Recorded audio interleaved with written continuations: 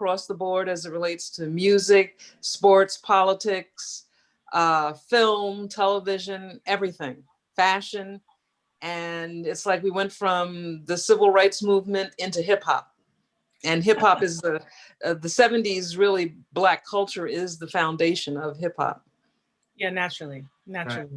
Well, if you're just joining us, we are in day 3 of Crypto Basel.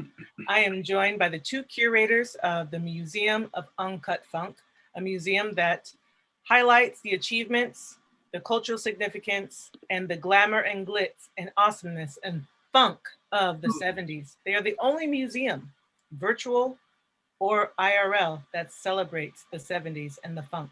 Today, they're going to be talking about, with our host and moderator, Raw Crawford, they're going to be talking about the role of funk in the movement. And you know what? They're actually bringing that to the blockchain. I'm super excited for this talk. Very excited to have you guys here. And yeah, get your pen and paper out, take some notes, be ready to throw me these questions on DMs or in the chat here. I'll be following along on my computer. Take it away, Ra. Thank you for being here, ladies. Thank you. Thank you for the intro, Lady Fee. We appreciate it. All right, Lorene and Sister Too Funky Pam, how y'all doing? We're doing good. Good, great to see you. Now, the three of us, we've had many conversations online, so we're definitely public facing for this conversation. But first, let's introduce, I would love people to know how wonderful you both are. So, tell us about yourselves a little bit individually. Let's start with you, Sister Too Funky Pam. Give us a little bit of information about who you are and your connection with the museum. Well, my name is Pamela, and I go by the name of Sister Too Funky. I have a background in African-American history and education. I met Lorene over 25 years ago, and she actually had a very interesting collection of animation art and from Warner Brothers, Looney Tunes, and things of that nature. And I really had never seen anything like that. And in spending more time with her and getting to know her collection, I one day just asked, well, where are the Black cartoons? And from there, we just started collecting, actually sourcing and where could we find these Black cartoons, the original animated cells, production drawings and storyboards, where could we find them? And we stumbled across our art gallery in a town in New Jersey. And from there, really, the rest is history. Going from collecting animation art to coins, to movie posters. She had already had a massive collection on music from the 70s. So that's really how we kind of got started. And it's been an adventure ever since. And Lorene, I'm sure you can add more to that. Yes, it's actually been kind of an obsession that's been an adventure, a lot of passion thrown in there. And now we really just kind of, live it every day. We're trying to, grow the museum and do a lot of different things. But, it really did start from a very simple question, which was kind of embarrassing at the time because I couldn't answer it, like, where are the Black cartoons? So, right after that, I was like, just scrambling, trying to, find Black animation art. And, we started with the first piece of Fat Albert, and it grew into what is now, over 600 pieces of both original art that was used under the camera to produce the cartoons from the 1970s, as well as a lot of the pieces of the animation process, from the storyboards to the original production drawings. We've got, a lot of different pieces. We've got, regular size cells. We've got pan size cells, which are very long cells that were used to, kind of shoot longer scenes. A lot of interesting artifacts that are very cool to look at because animated cells are very cool. But also, historic parts of a very old process at this point, because back in the 70s was before they did everything digitally. It was a very hand, drawn process, very hand intensive process. And it's, it's also Black history because it's the first time that you saw positive Black cartoon characters on television. Because prior to that, we were mammies and coons and, animals and all kinds of very, racist, stereotypical depictions. And, when you get to the late 60s, early 1970s, you start to see cartoons like the Harlem Globetrotters and the Jackson 5. The first time you've seen positive Black musicians portrayed and positive Black athletes portrayed in cartoons. You get, Valerie in Josie and the Pussycats, the first positive Black female character. So everything in the 70s, just due to the nature of the timing coming out of the civil rights movement, everything was kind of a positive first. But I don't think a lot of people think about how, groundbreaking the first in animation were, because at that time there were only 3 television stations. So every kid watched the same cartoons. There was no cable. So it really had a huge impact. We would, watch cartoons and then watch Soul Train, and then, grab our lunch boxes on Monday and go talk to our friends, as we were at that time starting to, desegregate schools. And so, white kids and Black kids and all kinds of kids were watching the same thing and seeing, for the first time, Black characters depicted positively. So it was really a really significant thing that you don't think about when you're a kid watching cartoons, but as you're an adult and you start collecting these artifacts and then doing the research, you start to realize, wow, this is really, really important. So. Okay, that's really exciting. So in the museum, just for those that are kind of tuning in for the first time, you're dedicated to the 70s. So tell us, like, what is it about the 70s that makes it worthy or the focus of a museum dedicated to that period of time? Well, for me, it's like we had come into our own. After the 1960s and the assassination of so many of our, civil rights leaders, and just the horribleness of our experience, it was like we were free. All of a sudden, everyone had discovered being Black, whether it was Hollywood studios making films or, television programming. It was like the first time that we were discovered, the first time that we actually came into our own as a people, and we were free. There was a sense of freedom. It was a sense of Black pride. We could wear our hair in an afro. We were very stylish. And in our clothing, we were very hip, we were very cool. And it was that across everything. In addition to, it was the first time, in a sense, that the door had been open and we put our foot through that door and we started to take advantage of a lot of things that, we struggled to get past go. Whether it was sports, whether it was again, politics, music, everything across the board, it seemed like it was just easier. And because we were allowed to be relaxed in our state of being, again, we were free to be expressive, to be vocal.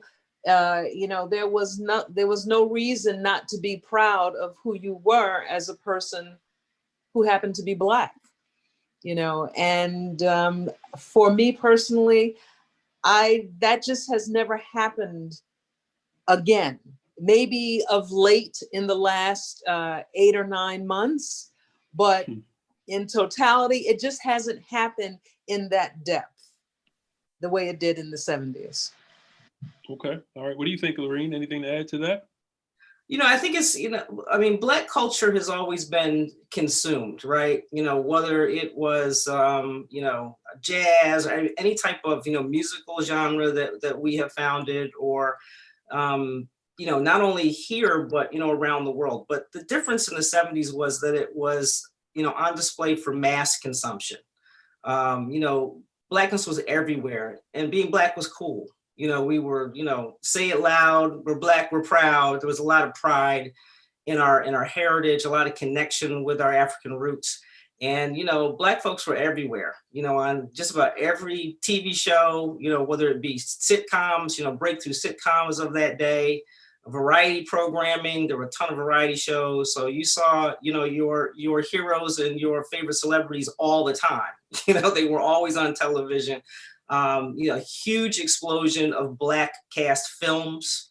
Over 200 films were made during that era. It's kind of called the Black exploitation era, but not all of the films were, the Black crime, based dramas. There were Westerns, there were comedies, there were dramas, there were family films.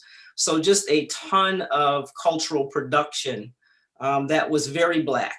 It's the first time in films that, Black folks triumphed over the man, which was a big thing. You weren't, killed in the first 30 seconds of the film, or you weren't the sidekick to the white characters in the films. A lot of the films were, Black focused, Black centered, Black cast, a lot of Black folks behind the camera in terms of producers and directors, and not all independent films. A lot of, major studio films that got a lot of promotion. And it's interesting, we have posters not only from, in the United States, but all over the world. Black films were everywhere. I mean, we've got posters from Yugoslavia and Egypt and Israel and Japan. I mean, so, Black culture, again, was consumed on a mass basis, really for the first time. It wasn't, just a few, white folks that may have come into the Black neighborhood. We were everywhere: television, film, music, everything. So it was a very interesting time to be Black. I mean, if you were growing up during that time, not necessarily an adult dealing with adult problems, but you were a kid and you were, a teenager, young adult at that time, was a great time to grow up. So at least in my opinion. So. Yeah, really exciting. And you mentioned that, I believe that maybe you said that, Pam, that, or was it you? I'm sorry, I don't remember who said it, but you haven't seen a period like that except maybe in the last, I think you said in the last 9 months, you said, Doreen. Yeah. So do you tell me about the parallels you see from the 70s? Because I also was looking up some things, even preparation in this, things that were going on in the 70s, like mirroring 2020 and address, speak to that. Talk about the social movements that were happening in the 70s and how things seem to go full circle and how we're dealing with those things in 2020. Well, I think the whole issue of police brutality and the deprivation that we have gone through as a race of people, really hasn't changed much. I think a lot of things have just been hidden and put aside and not being discussed. And, unfortunately, with the death of George Floyd, everyone was still. Everyone was home. Everyone was, basically living with the fear of the unknown with this pandemic. So to have people witness this and finally hear what Black people have been saying since day one, it is very, for me, synonymous to what was going on in the late 60s going into the 70s. Nothing really has changed. A lot of things had just been swept under the rug. And again, here we are. And now we have no other choice but to be who we are. We have no other choice but to, basically say, what, enough is enough. I have to be who I am. I have to stand up for what I believe in, and I have to fight for what I'm entitled to. And whether you agree or whether you disagree, that's the message, maybe not as simplistic as I'm putting it, but that is what the message has always been. We're constantly fighting. We're constantly, trying to get to whatever the next level is for us as a race or as individuals. And each and every time there's always been this blockade. And I think presently, everyone now has seen it, they felt it, they heard it, and they feel like something needs to be done in order to change. Now, what that change looks like, I don't know. What that change could be, it could be everything that we have been promised and denied, from the land ownership to being able to make the same amount of money on a job that we're doing the same amount of work for. It's everything across the board. And maybe this is that time in history where it is repeating itself. and the change will come, but the magnitude of what type of change is going to come, we have to wait and see. Okay. All right. Doreen, any thoughts about that? Again, about, the 70s and today, 2020, how things are mirroring the parallels as it relates to social movements? Well, I think that, Pam and I talk about this all the time. History repeats itself, right? There's the saying that those that don't learn their, the mistakes of history are doomed to repeat them. And, I think, from a long-term perspective, we have always had periods of progress and then periods of pushback. I think a lot of people got lulled to sleep with Obama, thinking that, we were post-racial and, we were all like, no, don't be fooled. And I think, that was a period of tremendous progress, but, we should have all anticipated the pushback. And, with that pushback comes violence. With that pushback, comes, social upheaval. And then what you have is the protest against the pushback. So, I think from, our perspective, we were the beneficiaries of, as really the first generation to have our, constitutionally guaranteed civil rights granted. We were the beneficiary of the struggle of those who came before us, as we always are. We always stand on the shoulders of those who come before. We always stand, in benefit of those who struggle and sacrifice before us. And the thing is to understand that and to honor, those folks who have made that sacrifice and continue to move the country forward, towards its promise of being a more perfect union, right? But, it is that pattern of progress and, regress and pushing back against that, that we find ourselves in now. And, it is the young folks of today that, kind of were us, 50 years ago, 40, 50 years ago, who are out there, getting after it and, fighting for what's fair and just and, holding people accountable, to what the founding ideals of this country are, which are yet to be fully realized by all of the citizens. So, it's history, right? If you're a lover of history and the study of history, you understand, kind of how these things, kind of how movements move forward. But, it is always interesting to see it in the making. It's always something that sparks it, and that it ignites it. Back in the 60s, it was, television showing, little Black children being, hosed and beaten. And that was something that kind of shocked the conscience of the nation and helped move things forward. This instance with, a number of police killings has kind of, shocked the conscience of the country. And, what I certainly hope happens is, now that we've had a change in administration, that, maybe we can go back to, moving things forward again. But like I said, these types of things in history happen all the time. So, I don't think that there are too many Black folks that are surprised by what's transpired in this country over the past 4 years. I think we're all just, hopeful that we can get past this and not have it be a prolonged period of pushback. And, hopefully we can, avoid a lot of the violence that comes with that pushback. And, get back on the track of moving the country forward. Yeah. Yeah. So it's interesting, like you said, that 70s period of, pride and energy and, all of those things taking place and feeling that same energy now in 2020, which is exciting because, like you said, you have an entire new generation that, they may not necessarily know a lot of information about the 70s or the funk. So you both of you tell me, as connoisseurs and professionals, of like, what is the funk? Like, how would you describe the funk? What's the funk? Well, see, it's like, if I have to tell you what it is, then the funk is something that you feel. It's a feeling.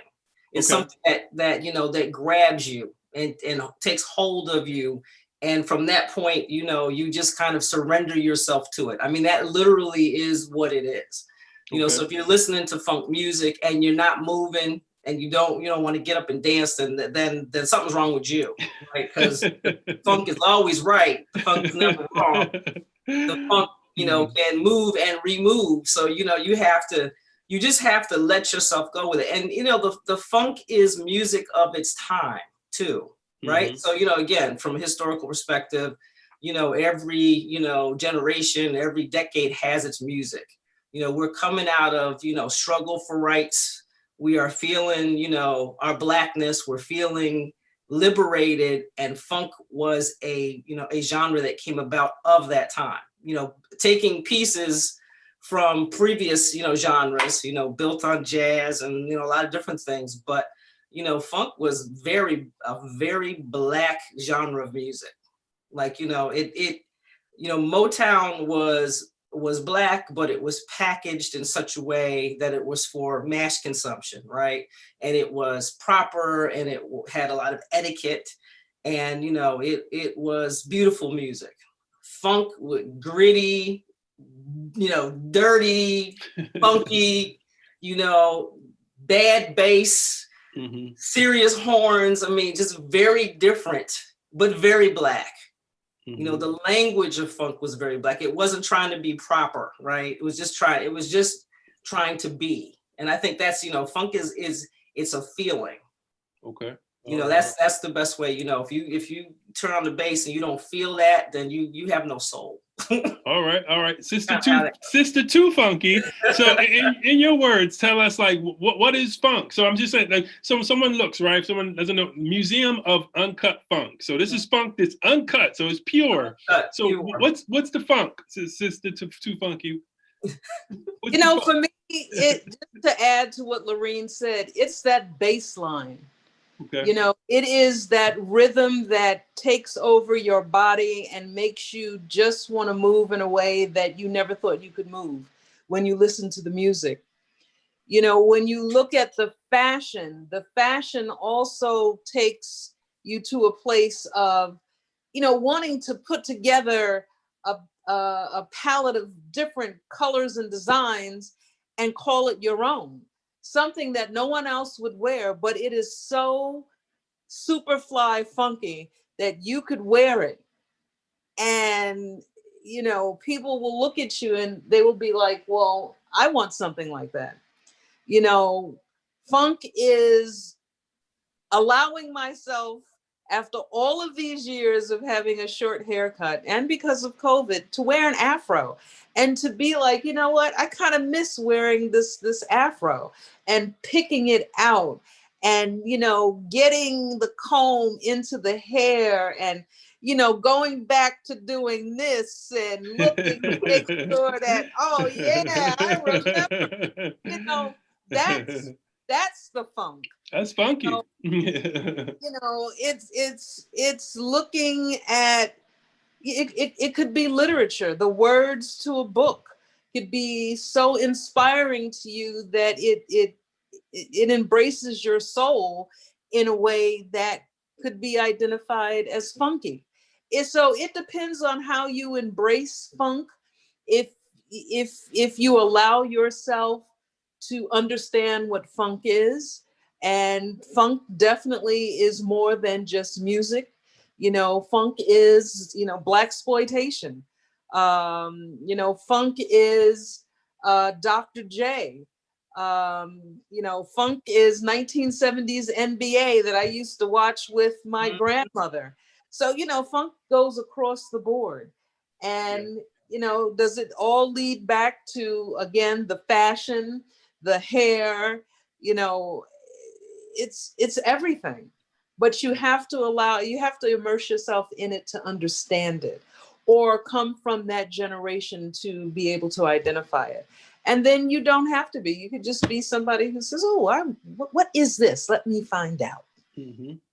That's really exciting. And what I'm excited about, I see you both as visionaries.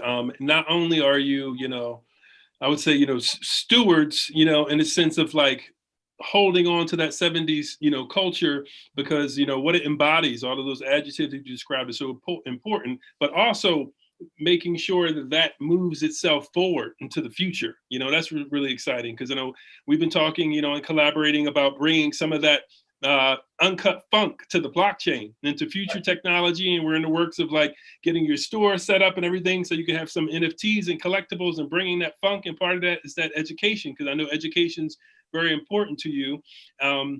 That's why I ask you certain questions, because you have so many people, that may be in the tech space that may not know like necessarily what the funk is by that, but they're down and they could be funky, you know what I mean? But it's like, once you present that. So I think that's really exciting. And I know right now, you have a virtual museum, so you have some of the collection. So right now, at this moment, if someone's curious and they say, hey, I want to get down with Museum of Uncut Funk, I want to see what's going on in this collection, I want to educate myself, because a lot of people in this tech space and the crypto space specifically, they're pretty like awesome people that are really curious and love to learn and educate themselves. So how can people get down with the funk like right now? Well, you definitely got to, visit the museumofuncutfunk.com. That'll be a good place for you to start. But just, get into, I mean, there's so much available, right? There's so much available on YouTube and so many things that you can learn through social media. It's really a good time to educate yourself, because you can kind of do it at your own pace. You don't have to, you can do it in the comfort of your own home, because, everybody's at home now. So, check out any of the, television shows from the 70s. Check out the films, really do look at the films from the 70s. You get a lot from that in terms of, the culture, all the way around, the fashion, the language, the music, the whole attitude, the vibe. And definitely check out the music, start with some P-Funk, take it slow, ease your way into it. Don't hurt yourself, right? But the funk is there, and our funk legends are still here, George and Bootsy and, those folks. So, definitely, start to listen to the music, start to follow, some of the artists that are still out there doing it. And, you'll find that it's unique. And again, because it was of a certain time, again, after, centuries of struggle and, and decades of fighting, finally Black folks started to come into their own in the 70s. So it really was about, being very expressive in our Blackness, being very, proud of our Blackness, being very in your face with our Blackness. I mean, we were Black, okay? And that's just the way it was. And the afros and the picks and the whole thing. So, it's, again, it's of a certain era in history, which we think is important to, to understand and to, go back and study and, make sure that we don't lose that, because, a lot of that has set the tone for hip hop culture. Definitely. And is, and it's very much, embedded in young folks today, because it's kind of in us, right? It's in our DNA. And again, it kind of comes back through different historical cycles and whatnot, but, we don't ever want to lose connection to that, because it's important. For sure. And you'll definitely be, like the ambassadors. I'm thinking specifically for this kind of, this is Crypto BASEL, that everyone's tuning in. So in that crypto space, everyone definitely can go to museumofuncutfunk.com. Again, you're going to be releasing some NFTs very soon. I would say in the next 7 to 14 days, they can expect to release in some mint drops of some uncut funk items. We have some really cool one giveaway of, some of the historic items that are coming up, but, lots of content that'll be coming up that we'll be sharing with everyone. So that will be really exciting. So, and I know for the museum itself, so right now it's a virtual museum, so that everyone can go to your website and see your collection, and they can educate themselves by going to museumofuncutfunk.com. And there's also a plan for building a physical museum as well, right? So tell us about your vision for this physical museum. It's going to be go ahead. Well, we would like to build the museum in Newark, New Jersey. And it's not so much of a museum per se. We want to create an experience where you can actually, not come in and just look at objects on the wall and read little panels, but be a part of what transpired during that time, whether it's within film, animation, anything across the board, music. It's an experience, because the 70s was an experience. We want to create that type of experience for our patrons to come in. So this is not just we want to build a museum like every other museum. I think we are too unique, too different, and too special to just be like everybody else with all that we have collected. Our collection is so unique that you won't find it anywhere else. So we have to be different once we set out on this new endeavor. Yeah, the quick pitch is, think Soul Train meets Disneyland, right? And it becomes the funkiest, space in the universe. That's what we're talking about. And it's interesting because, the 70s was a time of Afrofuturism, right? And embracing, the future and, new and different things and technology and all that other stuff.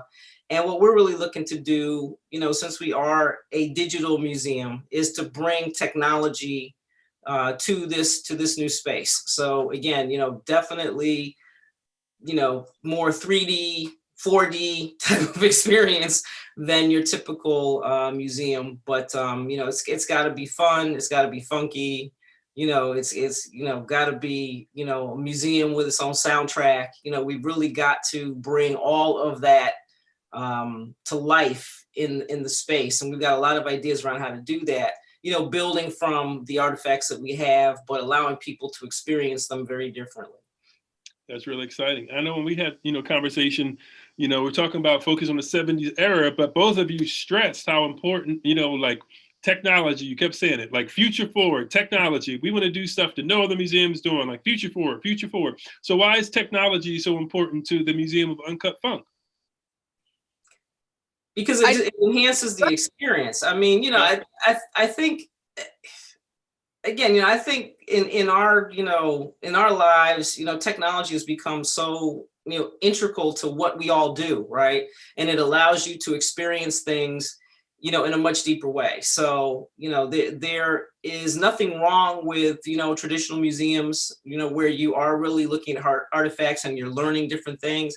But there's something about being, in more of an experiential situation, where you can, sense it, use all of your senses, have a sensory experience, and really be transported back to a certain period of time. And that's what we want to do. We want you to walk into the Museum of Uncut Funk and feel like you stepped back into the 70s, right? Not that you stepped into a study of the 70s, but you literally stepped into the 70s, right? And that's what we would be striving to create, a real experience to help people understand what it was like, to grow up during that time, to live during that time. So, like I said, we've got some crazy ideas. We just, got to continue to meet, crazy people who think like we do, and understand. You're in the right space. That through technology, all is possible, right? There is no, it's just, okay, how are we going to get this done? So, and again, Soul Train, because it's ubiquitous of the 70s, but, Disneyland, because that is an experience, right? So, we want to create that, built around a Black experience, because that doesn't exist. Nope. And that's our goal. So. All right. So I have a question. So, a lot of folks in this, again, this is Crypto BASEL, it's talking about art, music, culture, future forward of blockchain. So, very soon the Museum of Uncut Funk will have, it's like content. They'll have collectible digital artwork, which are called NFTs. And maybe, I could definitely see some kind of like music and visual art collaborations and those kind of things. Sure. What would you say, what is your vision or thoughts on the content you would like to see out there, like in the metaverse and spread out, as far as like collectible digital items? Any thoughts? As it relates from collection or just in general? Yeah, as it relates to, like your brand, the Museum of Uncut Funk, and what you're going to be putting out there, in the digital ether, is collectible digital items and NFTs and, music collaborations and future things. what, any thoughts on the types of things you'd like to, see out there for make, available for people to collect? My thoughts are yes to all of it. Okay. I don't think there's any limit to what we can do. Yes. I think we are new to this space, so we are learning as we go. But we are very quick studies, right? So, once we get into it and get it moving and continue to work with you to do it, I think all kinds of interesting things will kind of come to mind that we have just not thought about or, even envisioned, that was possible. So, I think right now there are no preconceived notions of what it could be. I think we're open to, to anything, and we're down with anything and ready to roll on it. So yeah, that's And exciting. yeah, and you know what? We have been very cutting edge and ahead of our time, since we started the museum. I mean, we've had one organization, right, that basically we were ahead of our time, because at the time we came out, no other museum was, in the virtual cipher. So here we are, 20 something years later, and it's like, all right, well, you know what, let's step this up. What can we do that is so different and unique based on what we have that will make us, build our brand and really put us out there further, where it's like, well, how did they do this? And how did we not figure this out? Yeah, that's really exciting. Yeah. And I know, we're talking about, for some of those initial offerings, I think you're talking about just starting with introducing the brand as a whole. And I know recently you formed, so the museum's a nonprofit, correct? The museum has a nonprofit arm as Okay. of a few weeks ago. Yeah, so we're really looking at trying to build our educational portfolio. I mean, we were very focused on exhibitions prior to COVID. We had over 300,000 people who had seen our exhibitions in various museums and cultural institutions across the country, and we were touching a lot of school age children, right? So even though we are overgrown kids who have collected this stuff from our childhood, I think when we originally put the exhibitions together, we probably didn't have an appreciation for how many school age children would be seeing these exhibitions and how they would be affected by it and touched by it. And that has really got us, thinking in this period of downtime, because clearly we're not, exhibiting anywhere because all the museums across the world are closed. What else can we be doing to, take advantage of the things we have in our collection and continue to provide, educational opportunities. So in forming the nonprofit, it was really for two reasons. One, to allow us to fund, to raise monies and fund educational programming, developing curriculum, and, doing it in the Museum of Uncut Funk way. So we're looking to build virtual reality games around, our properties. And, we are submitting grant proposals and putting together teams who, can deliver, virtual reality, mixed reality, augmented reality, types of games for young students. But we also, are interested in building our museum. So the the nonprofit allows us to start to fundraise to be able to do that as well. Yeah, that's really exciting. So just, put that out there again, Museum of Uncut Funk, focusing on the 70s, future forward. They're looking, augmented reality, VR, all types of things, because this is the audience that they're doing those types of things. And that was one of the core, main reason I definitely wanted, everyone to see you and get a chance to, to meet you and meet the Museum of Uncut Funk. Looking sharp and everything. So, I got to pick up some merch real soon, so I can rock one of the new store is up and running. We're ready to go. So we've been very busy. We got a new look. We're very excited about it. And, we're excited. We're very excited. We are, we're old school, but, definitely looking forward to how to bring that into new spaces, right? And, very, technology interested, trying to be more technology savvy, working on it. You know, Mm-hmm. we're in our 50s, so it may take us a minute to get there, but we are definitely open and, you know, and willing to go for that ride. So we're excited. Yeah, I think you're doing great. Both of you are definitely pioneers in this space, and it's exciting too because a lot of conversations on the panels, you know, a lot of discussion is around onboarding new folks into the space, into blockchain, and we're having those conversations now, setting up wallets, making sure the hardware and the technology is compatible where it Right. needs to be right now. So setting up your first store, understanding what an NFT is, what collectible art is, all those types of things. So we're having those conversations now. So it's really exciting, you know, to be in this place. And, you know, I would say the initial papers or documents with that onboarding education, they're being like drafted right now. People are having those conversations and figuring those things out. And I know, you know, so it's exciting to have Museum of Uncut Funk enter this space, and you then will be stewards. And everyone who enters your building, you will introduce them to the future of blockchain and, you know, cryptocurrencies and digital collectibles and everything that's happening in this space. So this is really nice to see this kind of, you know, this family growing and this whole Right. culture expanding as well, you know. So this is really cool. And I know that education is very important to you, you know, for the Museum Yes. of Uncut Funk. And I know you have your campaign, you know, tell the truth, teach the truth. So, you know, I know that's connected to social movements and again, go about the 70s and education. So, you know, let's talk a little bit about tell the truth, teach the truth. So what is that exactly? Well, Well, yeah, it's our campaign where, you know, we really believe that Black history needs to be taught correctly and accurately across the board to children in preschool to 12th grade. You shouldn't have to wait to go to college like basically I did to take Black studies courses and get the awakening of, you know, where have I been? Why did I not know this?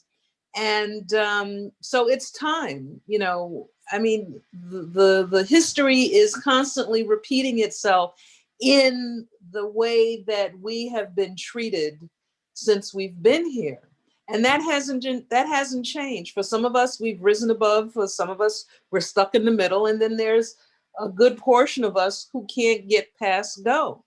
And so, with that said, we need to understand, and a lot of us do understand who we are, but it needs to be taught accurately. It needs to be taught. The truth needs to be taught, and it's going to hurt. It's going to be ugly. You know, there will be pushback. There will be, you know, a lot of people who say, no, that's not accurate. That did not happen. That can't be. But the history has been written. There's a lot to our history that we have been taught, and there is a lot that we have not been taught. And I'm sure if we really knew the truth, I don't even know how we would respond to all of the atrocities that we have had to deal with that we don't even know about. We can only imagine. So it's critically important that, you know, this truth needs to be told. You know, it's just time. yeah, you know, I think as you know, again, as a child growing up, coming out of the civil rights movement, growing up in the 70s, you know, if you were growing up during that time, you know, good chance that, you know, your parents or your grandparents were involved in the movement, right? So you had, you know, firsthand accounts of what happened during, you know, Jim Crow and civil rights, right? You know, for me, you know, my mom taught me everything about uh, my history. I mean, she marched with, you know, King in the, you know, March on Washington. So she had those firsthand stories. She also, you know, encountered a lot of racism. So she was always, you know, sharing her experiences, making sure that I understood, you know, who I am, where I come from, what my history is, make sure I understand my family history as much as we knew. I learned a little bit in high school, but not a lot. And, you know, it was, you know, very cursory, what we were taught back in the 70s in, you know, high school about Black history. Unfortunately, that hasn't changed much in 50 years. So kids today are not learning any more than we did. And, you know, they may not have the benefit of having those firsthand stories because they're, generations removed from, Jim Crow and civil rights. So, they may, not have grandparents or great grandparents who are alive who can share those types of stories. So, you have a situation where purposely textbooks are being written to either not include Black history or to include a very sanitized version of Black history. And what is in a textbook in California is very different than what's in a textbook in Texas. There are no national standards that, say that every, child who is of school age learns the same thing. There are no national standards for history, for American history. There are no national standards for Black history, which is American history. 401 years of contribution, in this country, contribution and sacrifice is just not captured, and people are not learning it. And it is going to be extremely difficult for us to move forward as a country and to heal if we are not able to have everyone understand the same facts, to have the same conversation, and to, be able to get past some of the things that have happened. So, in this time of racial reckoning, it is time for America to tell the truth. Tell the truth about the enslavement of a people. Tell the truth about a brutalization of a people. Tell the truth about, continuing, inequality and lack of justice and lack of, the full exercise of rights and privileges that everybody else has. It's time to have that reckoning. It's time to have that conversation. It is time for Black history to be taught in its entirety, not just, Harriet Tubman and Rosa Parks and Martin Luther King, but everything in between, what happened prior to us getting here, because we were not, born as an enslaved people. There was, a whole period of time prior to 1619 and us arriving here. And, to learn all of it, even, up until today, there is a real need to do that. And it's time for us to get that done. I think what young folks have shown us, the not only young Black people, but young white people, young Asian people, everybody who was out protesting. What the young folks have shown is that they can handle it and they're ready for it. The adults need to get out of the way, right? The young folks can handle this. The young folks have it. It's the adults that are in the way of, of young folks being able to learn the truth about American history, because Black history is American history. So, our initiative says enough is enough. It is time for us to teach pre-K through 12, Black history, slavery, Jim Crow, reach the whole thing. To stop lying about it, stop making up stuff that didn't happen, stop trying to, cast America in a better light than it deserves, because we have to have that reckoning and we have to tell the truth so that we can move forward. And, what we're looking to do is to get folks to sign our petition at change.org. You can find out about it on our website, so that we can then, start to, force some folks to make some changes and start to hold some people accountable. So that's really what we want to do. All right. That's powerful. So, just kind of summarizing things as we, move towards, wrapping up our conversation. Thank you both for being here. It's an honor for me. I was really excited when I first found out about Museum of Uncut Funk. It's been a pleasure getting to know both of you. It's exciting taking this journey with you, diving into the future. Everybody in the crypto space, keep an eye out for Museum of Uncut Funk. You're going to see some really amazing, interesting collectibles surfacing that are unique, that can only come from Museum of Uncut Funk. And in that, it's coupled with education, history, and it's like perfect time. Things come full circle. So now is the time. So it's really exciting. And thank you very much for being here with us on this panel for Crypto BASEL. We appreciate you. Thank you. Thank you. Thank you. I wanted to come and echo what Ross said. I appreciate what you're doing. The last panel, the Vanguards of Culture, that was a panel of men. And I love that this is a panel of empowered, important, beautiful, special, charged up women doing things to move the culture forward, especially at its root with the children. I think that is really important. And I love how I feel as a people, we are returning to our place. Mhm. And I was saying in the last panel with Ra that we are the mothers and fathers of civilization. And so in that way, we have a responsibility, just as you've understood as, you know, women, funk is in its sense, the mother, father, elder of a certain movement, a certain genesis, and a certain body of wisdom and importance that needs to have a legacy moving forward into the digital space. I really commend what you're doing to put the history on the blockchain, to let people know the importance of the 70s, the importance of our culture, the importance of the healing around it by recognition of certain historical events. I love what you're doing. And women were first in the light of the sun, which is why we've gave birth to everyone here. So as the original mothers, as the elder beings in the light of the sun, I thank you for your efforts and your work. What you're doing is extremely important. And please let me know and let the audience know out there any way that they can help you. If you could just mention 2 things that you need help with, or that you would like, you know, more eyes and hearts around, more hands, more funds maybe, but specifically more eyes and hearts, maybe knowledge around 2 issues you'd like assistance in solving. That way, whomever sees this from now and into the future, know they can reach out to you and say, hey, have you solved that issue? If not, I believe I have a solution for you. And I want to encourage everyone to like and like thumbs up. I'm really new to YouTube, but someone who was watching was like, hey, you didn't tell people to like and subscribe and thumbs up. So like, subscribe, thumbs up. Thanks for hanging out with us. And please, sisters, like tell us 2 pain points that you would like assistance in solving.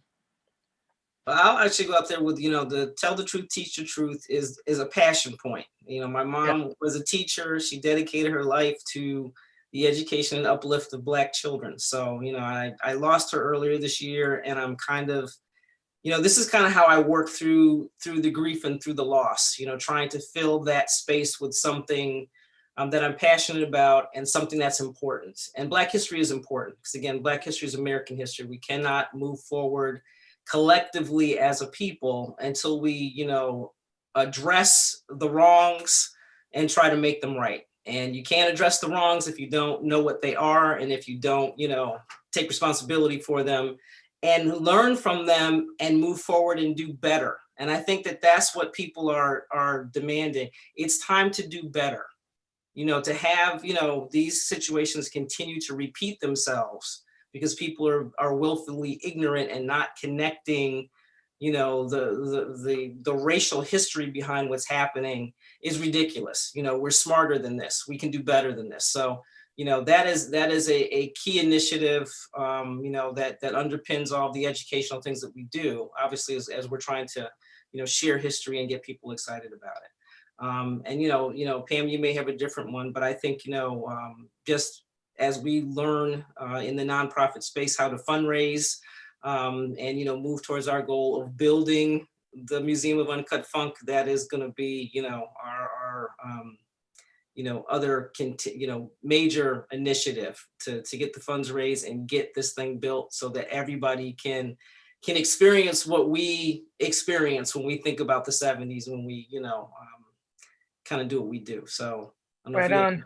Well, to that note, before Sister Too Funky gets in, I want to say that, you know, side by side with fundraising, I hope this has given you the opportunity to friend raise, right? Because funds can come, but good hearts and hands and minds that embrace your important work can be harder to come by than the funds, right? Very true. Yes. You know, the only thing that I would add to what Lorene said, you know, and it's really to piggyback off of what you just got finished saying, to be surrounded around people who have a certain skill set that can help us take what we're doing to the next level. You know, we've been doing everything on our own. since the inception of the Museum of Uncut Funk. The collection, everything. We have exhausted everything that we have to make on this journey. So if there are individuals with, specific skill sets, whether it be fundraising, whether it be social media, whether it, just want to volunteer, those are things that we could definitely use help with. But in addition to the Tell the Truth campaign, that is critically important. I'm a preschool teacher, and it's very important for me that we include young children on this path of understanding who they are. And being a preschool teacher and only being allowed 28 days out of 1 month to teach Black history, and it's such a scaled down version of what the system thinks a 3, 4, and 5-year-old can handle as it relates to learning anything new, is just, it's a falsehood, because anybody who's a parent, they know what their children are capable of. And the more you put into a child, the more you feed a child, the more the child absorbs. And so there's no reason for our platform to have young children be a part of it from preschool all the way up to 12th grade. So again, to add to what Lorene said, that is very important to the both of us, this campaign. So, I would be open to hearing suggestions from educators who may have some ideas as to, what we can do more to get people to come in, to sign, to be a part of. There's a lot of programs out there, but we're really all speaking the same language. And, I don't think I can safely say for Lorene and myself, we're not trying to be the Indian chief. We can all work together in some sort of capacity. And I would be open to doing that.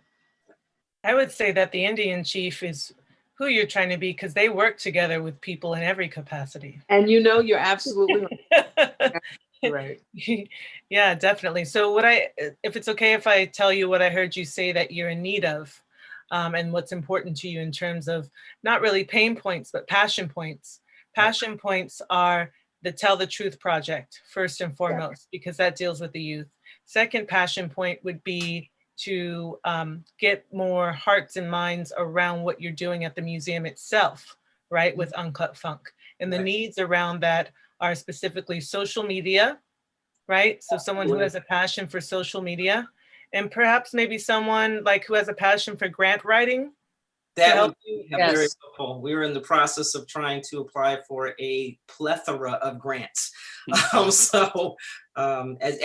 literally as we speak. So when we get off of this, I'm going to go back to working on that, because there's some grants that are due in January, and we're trying to lay out a grant calendar, and and again get into the flow of fundraising, because this is a new arena for us, because the nonprofit is a very new thing for us. So that could be definitely helpful.